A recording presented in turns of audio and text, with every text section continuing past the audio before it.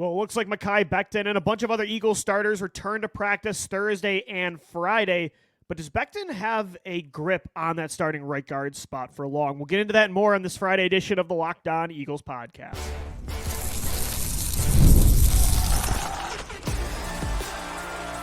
You are Locked On Eagles, your daily Philadelphia Eagles podcast, part of the Locked On Podcast Network, your team every day.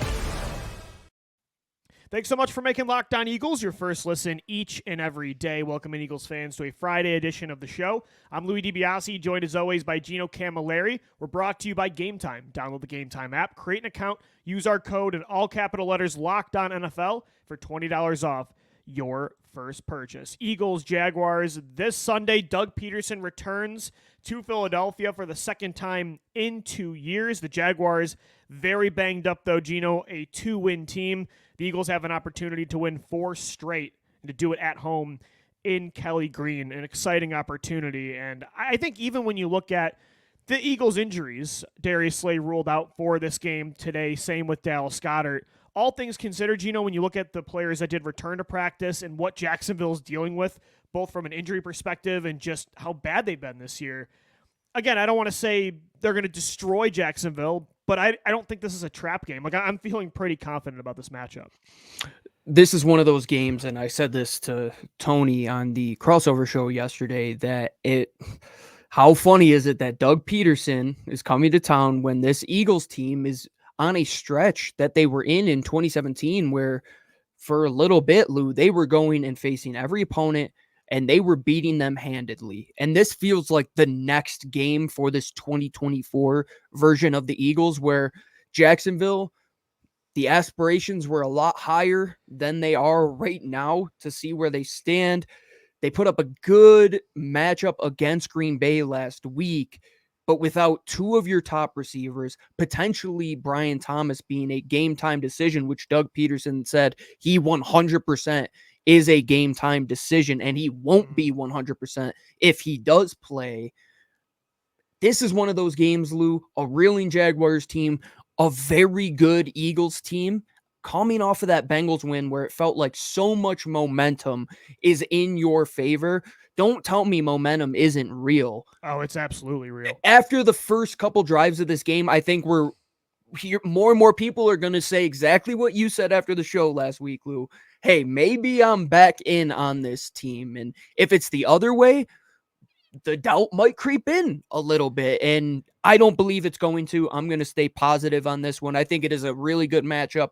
The defense of the Jaguars, the defensive line, it's okay. They have some good individual players playing well below expectation right now.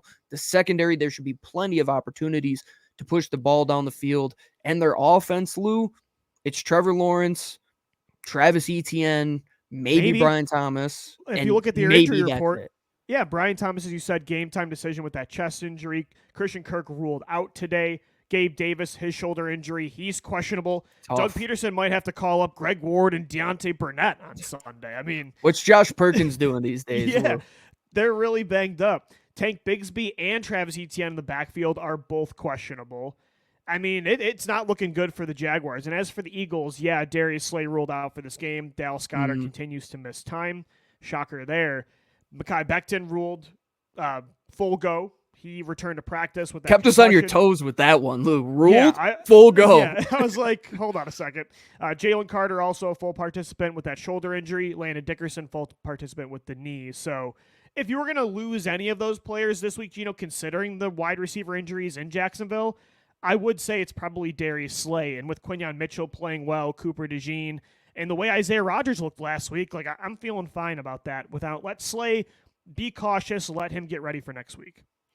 When Quinyon Mitchell is in the game and Brian Thomas is in the game, they should be connected like the 2 opposite ends of magnets, right? The opposite ends attract, if I'm not mistaken. I was terrible in science.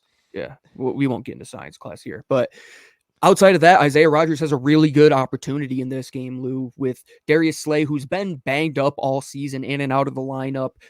Started most of the games, but he's been in and out, almost like a Fletcher Cox type of season, and it finally came to fruition when he gets that groin injury last week. Fingers crossed he can come back healthy because he was playing very, very well.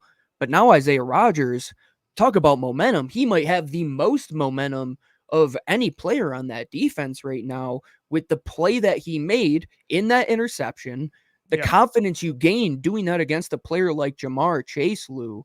And before we continue the secondary discussion, I got to say one thing about Jalen Carter real quick. I think we have hit the Andy Reid, Deshaun Jackson, keep the Lamborghini in the garage until Sunday portion of Jalen Carter's career, and it's going to be that way until he leaves Philadelphia. No, I totally agree. And, I think it's interesting in this game to watch some long-term stories develop. Isaiah Rodgers, this is an important game for him and for the Eagles to evaluate what they have in number 34, because next year there's no guarantee, even with as well as he's playing, that Darius Slay at 34 is going to be back in the starting lineup. So is Rodgers that guy? Let's see what he has in this first start in 2024. You even look at, there's some pressure on Mekhi Becton. He's played really well this year. He is the 26th overall ranked guard among all right and left guards, according to Pro Football Focus, the 16th highest graded run blocker. But quietly, Tyler Steen, who this team invested a pretty high draft pick in a couple years ago, has been playing really good football, the 22nd highest pass blocking guard in the league over the last couple weeks. I mean, that's a battle, long term. Becton's on a 1-year deal. It's going to be kind of fun to watch how Stoutland and Howie kind of deal with that very good situation where you have two legitimate starters at that position. It's a great problem to have. So it's going to be fun to kind of evaluate that down the road as well. Another week where the next man up mentality is really coming to be, and add Fred Johnson once again in that conversation, Lou, where Jordan Mailata, he's out again, but you have a very capable starting left tackle. Now you have two very capable guys at guard. They can't go down the path of rotating these guys. I still believe that it's Mekhi Becton's job. But at worst, Lou, you are going to walk away with one of these guys being the future starter. I still believe it's going to be Tyler Steen because he is the draft pick. I think he has the physicality. If there's one thing about his game that you can lean on, it's how he finishes every single play in the run game. In the pass game, he has developed leaps and bounds over his rookie season. And Mekhi Becton is playing a position where when he goes out into the free market, you could play him literally anywhere along that offensive line. Somebody's going to give him a huge deal where Howie Roseman has to be thinking, I'm going to get a third-round compensatory selection at a minimum for him, and Tyler Steen's going to be the starter moving forward after that. Gino, look what Big V got in Detroit. I mean, I think Mekhi Becton, especially as a former top 10 pick, after, now a team's going to want to get their hands on him after he's gone to Stoutland University. I think he's absolutely going to get a bag. So, yeah, I think it's a really good problem to have right now. And it's good to know, because there's no guarantee Becton's back next year, that Steen has formed into a legitimate starter. That's a really good development long-term over the last couple of weeks that we've seen. As opposed to the secondary where we were just hoping that one of the guys would step up, and you're saying, okay, can one of the young guys play opposite Darius Slay and at least assure one of the positions there? Well, now we're going to have an opportunity to potentially say, if Isaiah Rodgers, maybe if Keely Ringo steps into spots in this game, can you potentially find the future there as well? And injuries sometimes luck into finding good players, and Tyler Steen, that's how he's gotten on the field the last couple of years, Lou, stepping up, being the sixth man in the rotation. How many times, you said it, Big V, Isaac Seumalo, those guys that just hang around Philadelphia and just do their job and are just available for the next guy up. And outside of that, he's very high draft pick and fits the profile of everything they want to do at that position.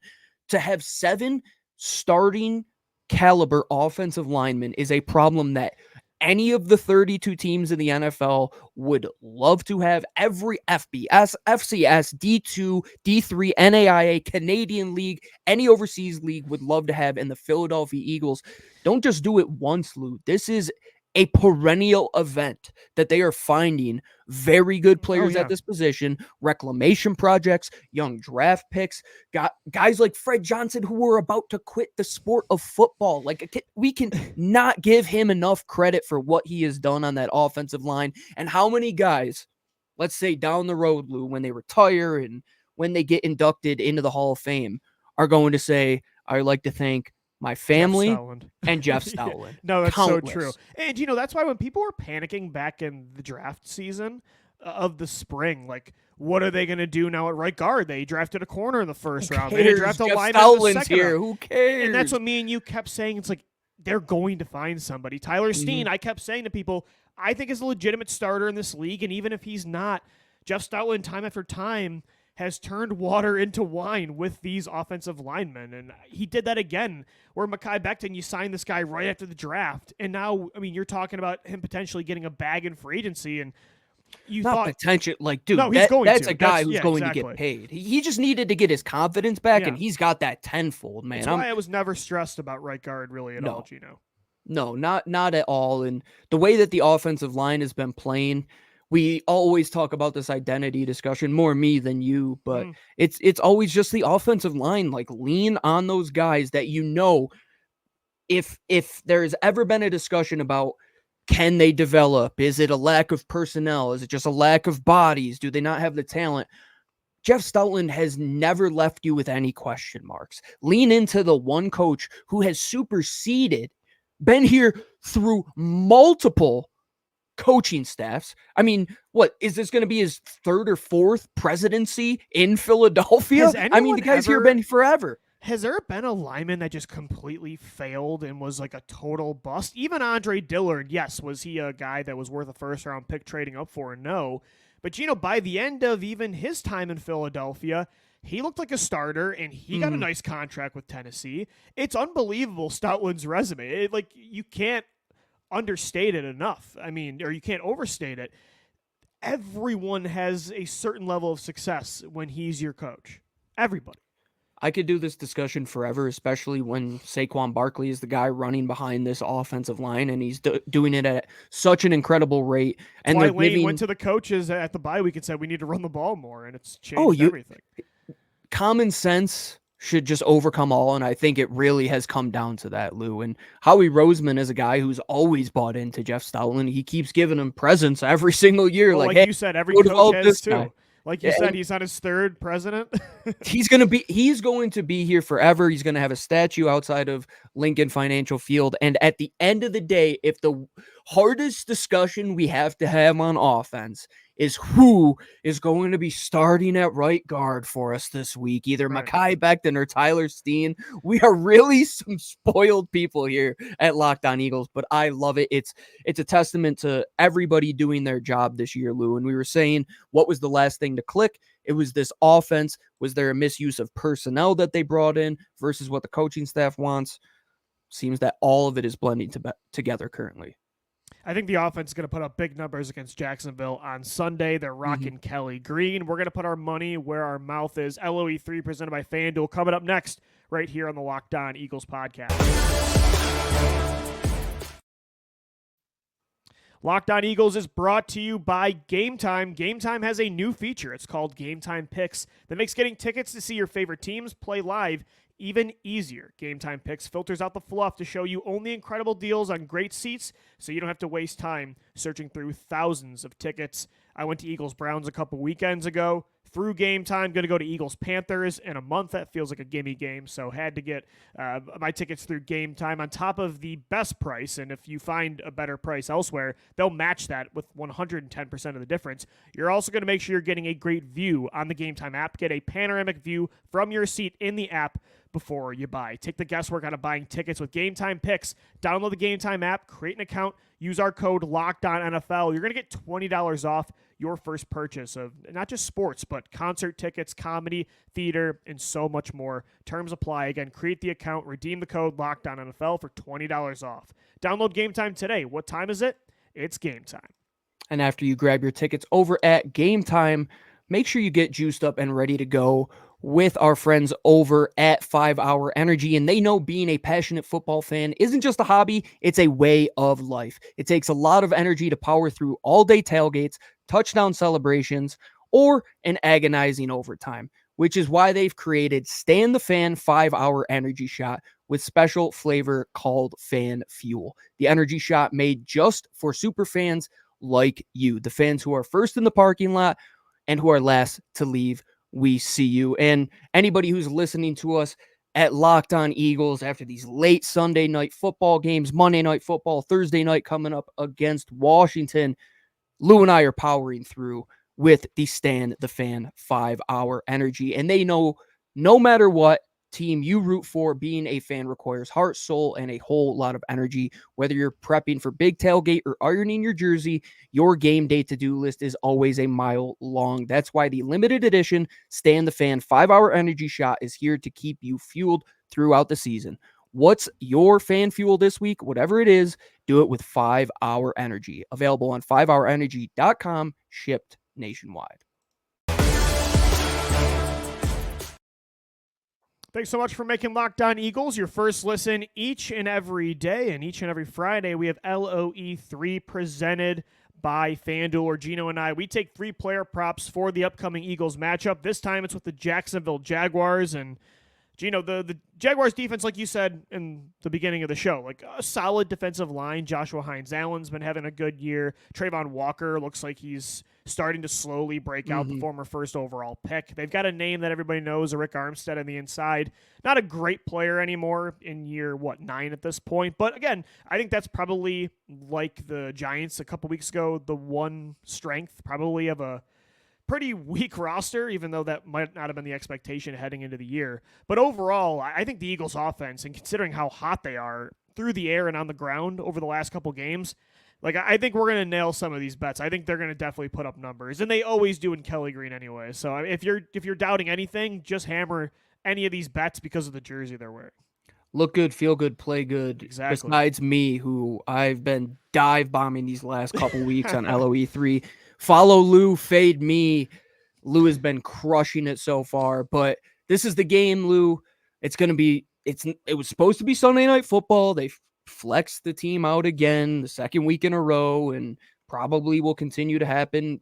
I don't think they're going to play that Rams game on Sunday night in a couple weeks from now. That's going to get flexed out as well, but I'm not complaining, to be honest. It allows us to just sit back, relax, watch some of these games. And Kelly Green, not just that, Lou, Shady McCoy is getting inducted into the Eagles Hall of Fame. Damn right. This is a vibes game through and through. Dougie P is coming back.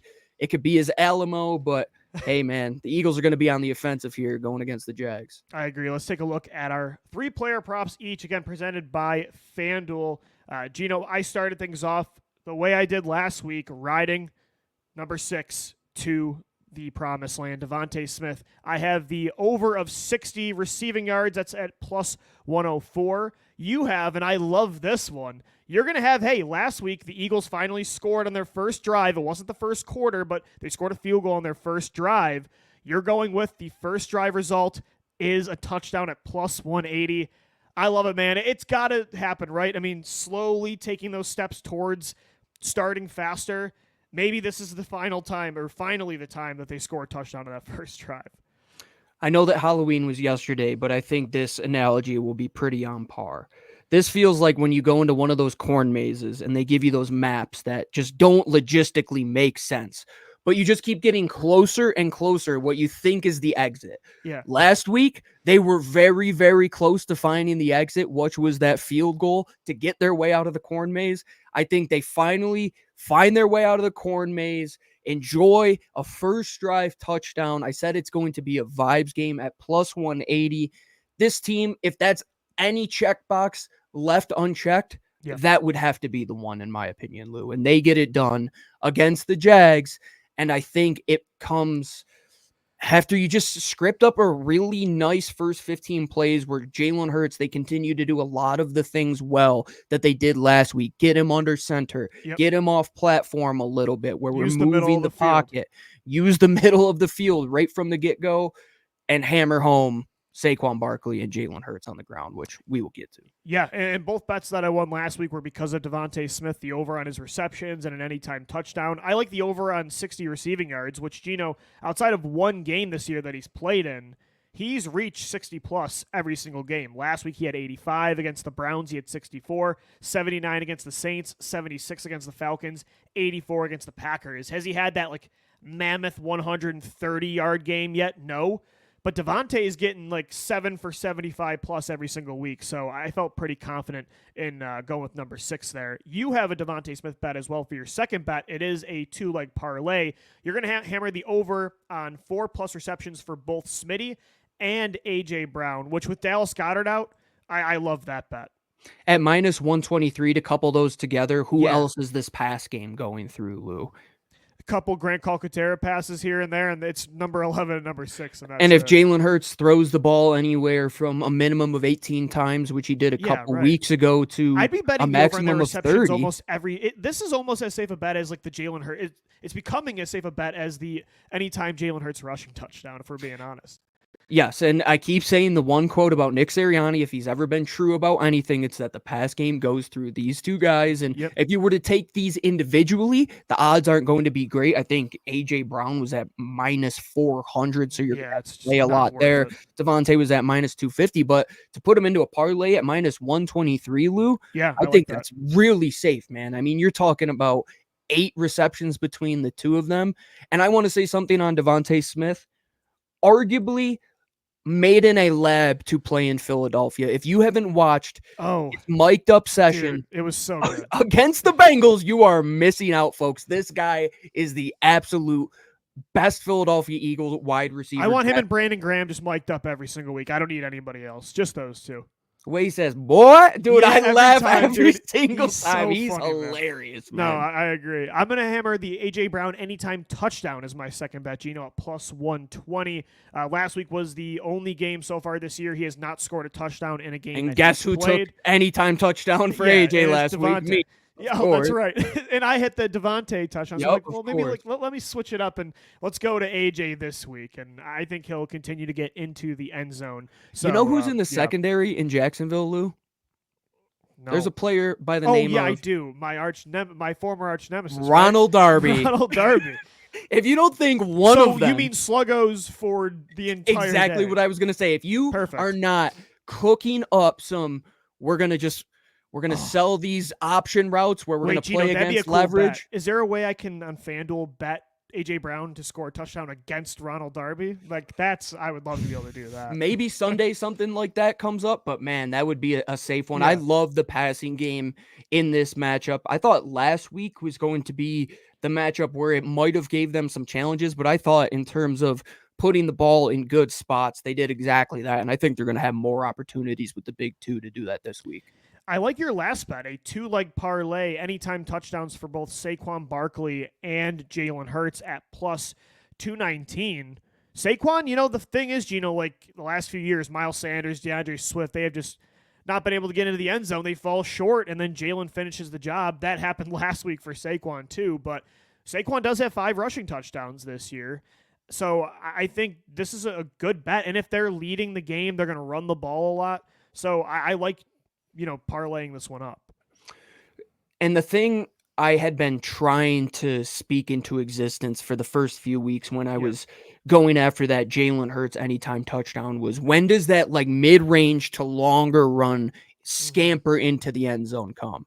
We saw it last week. If there's ever a time to hop on the bandwagon of a Jalen Hurts anytime, it's to do it after a game where he looks as explosive as he ever has running the football. And Saquon Barkley, once again, Lou, we're going to see every game a long run at some point, every game an opportunity for him to hammer the ball in the end zone. And I know we love the tush push in the end zone, like it works, but can we just stop getting our quarterback hit and give it to the guy named Saquon Barkley who is okay at taking these hits? I'm with you, man. I like the bet. Saquon, Jalen, both scoring plus 219. My final bet is a 2-leg parlay as well. It's the over on receptions for A.J. Brown at 5.5 and the over on Saquon Barkley receiving yards at 14.5, which he would have reached 3 different times this year. And again, it's kind of weird, Gino, that Saquon still hasn't been very involved in the receiving game.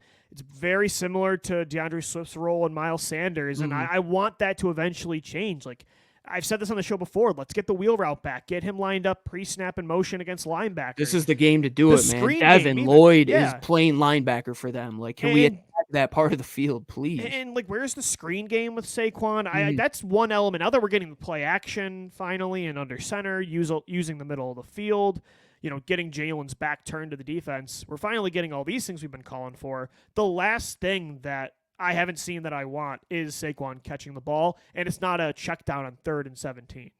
And you did it early on in that Green Bay game, and that was super effective in pushing him down the field. He doesn't just have to be a lateral player where you're getting the ball sideline to sideline with him. He can use his leverage and his ability to just get in and out of breaks against Devin Lloyd, once again, who I'm saying target the middle of the field against these guys, man. This is the game to go and do it. And Lou, you made a great point on the use of play action. Yeah. How can we start to build off of this play action where, let's say, we fake the handoff, obviously, we're flowing things to the right. And he's Saquon Barkley is going the opposite way, but the linebacker thinks he's going to the flat, and we just option this thing to the middle of the field, and we take advantage of all this space. Like, we do that with AJ. We do that with Devontae. At what point are we going to trust Saquon? Maybe that was exactly it, what I just said. Like, they're waiting for the trust to develop between him and Jalen Hurts. And after I don't know, this is some conspiracy theory. Like, after the Atlanta drop, they're like, oh, maybe we shouldn't trust him as much in the past. I don't know. I'm just drawing up Jalen, because Jalen often doesn't really throw to the running back. Maybe, I'm not really sure what it is, but they have to take advantage of that, Lou. That is the final part of this offense where you're saying if there's any meat left on the bone, that's what it is using Saquon Barkley in the middle of the field passing game. I totally agree. LOE 3, always presented by FanDuel. Here are our bets. Devontae Smith, the over on 60 receiving yards. Gino has the first drive being a touchdown for the Birds on offense. I have an anytime touchdown for A.J. Brown. Gino's got a 2-leg parlay for 4+ receptions each from Devontae and A.J. My last bet was a 2-leg parlay. A.J. Brown, the over on 5.5 receptions, and Saquon Barkley getting over 14.5 receiving yards. Gino's final bet was a parlay of 2 anytime touchdowns for Saquon Barkley and Jalen Hurts. We'll wrap up the show coming up next right here on Locked On Eagles. This might be the last time we could talk about Doug Pederson for a while, so we'll take a trip down memory lane to wrap things up. LOE3 is Locked On Eagles and by FanDuel America Sportsbook. Right now, new customers can bet $5 and get $150 back in bonus bets if you win. So make sure you hammer that A.J. Brown over, the anytime touchdown, the FanDuel Sportsbook app. They give you everything you need to place live bets on the Eagles and the entire NFL all in one place. So when you get a hunch in the middle of the game, you can check out the latest stats, view live play-by-play, and so much more on the exact same page where you place your bets. Just visit FanDuel.com to join today. Again, you'll get started with $150 back in bonus bets. All you got to do is win your first $5 bet at FanDuel.com. Never waste a hunch and make every moment more with FanDuel, an official sportsbook partner of the NFL. All right, it's Doug week. Doug Pederson returns to Philadelphia for the second time. This isn't the first time he's been back since being the Philadelphia Eagles head coach. We remember that monsoon in October of 2022 where the Eagles were down 14-0. Jalen Hurts, A.J. Brown, Miles Sanders, they stormed back to win that game. But it is very different circumstances, Gino. Doug Pederson at that point was taking over for Urban Meyer in a disastrous Jaguars 2021 season. He ends up winning a playoff game with Trevor Lawrence that year. Last year they were 8-3 before a huge collapse of their own, kind of like Philly had. And now they only have 2 wins. And it's crazy, man. He might end up getting, I said this on the show the other day, this might be the second time in 4 years that he might get fired as a head coach in Philadelphia. I hope that's not his fate if they lose on Sunday. But this might be the last time we're talking about Doug for a long time. I don't know. If he gets fired from the Jaguars, I don't know if he gets another head coaching job. Like, this might be it for him. Wig had a great quote yesterday. He said, you only get 2 franchises. That's true. That was the second one, man. Yeah, who's gotten 3? Even a guy that's won a Super Bowl. Normally, he's going to probably be a great coordinator moving forward. I don't think he gets fired after this game. I keep calling it his Alamo, but in a sense of like Shad Khan and Tony sitting there and saying, is this the game we fire him? If they look downright abysmal in a game where Jacksonville should play with a little bit of emotion for their head coach, right? Like if there's any last stand, hence the Alamo. This would be it for Jacksonville.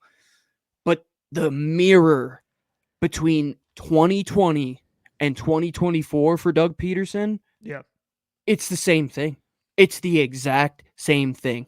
He went down with Press Taylor. I can't believe once Press again. Taylor is going to get him fired. And there was so much that happened in 2020, and we don't have enough time to talk about it. But the fact that Press Taylor might be a key reason he loses 2 jobs is he's got to know where a absolutely body's insane. buried. Like, he has to. Doug's a loyal, and I said this on Wednesday, Doug, to a fault, for better or worse, is a very, very loyal guy. And sometimes that was his top strength. But in this case, Gino, it has been, I think, his worst weakness. I'm curious what you think, just kind of going down memory lane when Doug was the Eagles head coach, because he was, it's been some time now, but he was a really good play caller for a while there. Outside of the Phillies special, do you have a favorite Doug play call? This got me thinking because you were talking about, how do we utilize Saquon Barkley this week? Kellen Moore. I remember back in 2017, Carson Wentz, they did that play action rollout. LeGarrette Blount kind of leaks out to the left-hand side, throws it across the field. Was there a favorite Doug, maybe a moment or a play call outside of the Super Bowl and the Philly special that you're that's what made Doug great, especially as a play caller? I think an individual call would be tough, but I think the ability to mold around his quarterback in Philadelphia, this is not anything to do with Trevor Lawrence. This is just in Philadelphia. To put Carson Wentz, one, it was his decision to start him. So I think that was a great call, and not going into that season with what would have been Sam Bradford and Chase Daniel as your potential quarterback, that would have been awful. So to start him was a great call.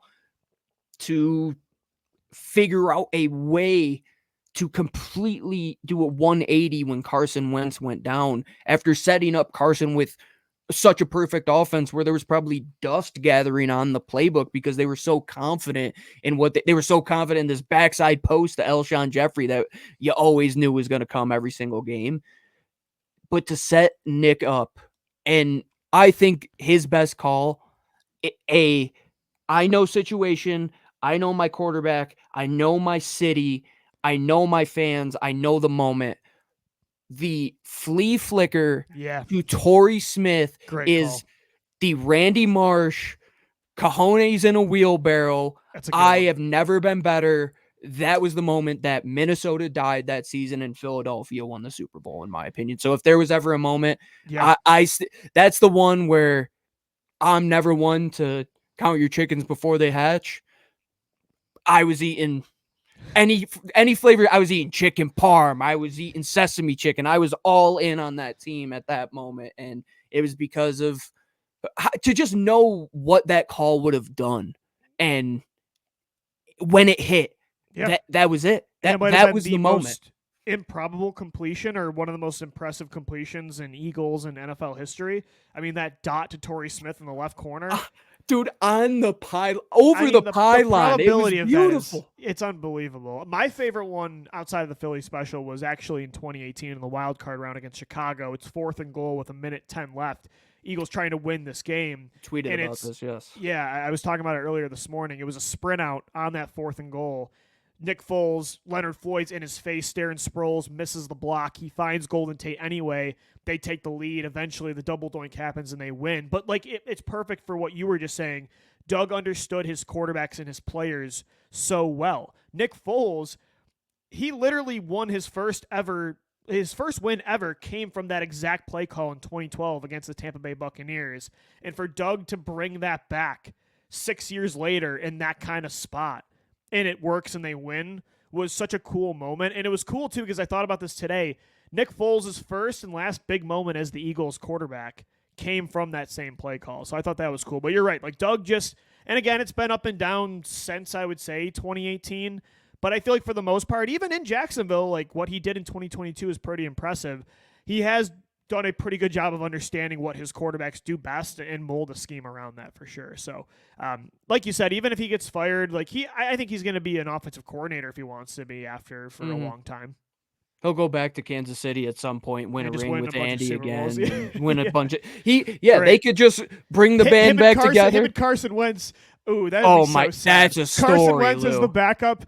and Carson and But Doug that's not Pederson is the not OC. a bad little setup, though. I mean, get Gase That's out of here. depresso, though. For Get a Gase out of Wentz-Peterson here. fan. He's the one taking his job right now. But no, I will say this about Doug, and I think I keep echoing what Wig said. I think we did a great job on that show yesterday. That you can't talk bad about Doug Pederson as a human. Like No. that's one thing that we've said things about Nick where it's like, yeah, I don't know if he's one of our friends. Say, neither one of us ever really went in on Doug, even back in 2020. I think Doug's a guy who will walk. He could walk in 20 years into an establishment in Philly and sit down at the end of the bar, and I think anybody would talk to him.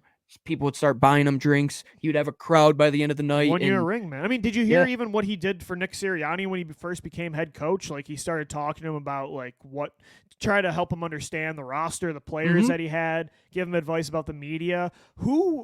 Not many coaches, Gino, would do that for their replacement. Like, the guy that you got He's fired a great for. guy, man. That's why it was so difficult. I know. When that decision was made, is that as a human, you want the old cliche, like a guy that you want to marry your daughter, right? Like that's Doug. Like he was the guy you wanted to coach your team. It was like Andy Reid, a guy you want to coach your team.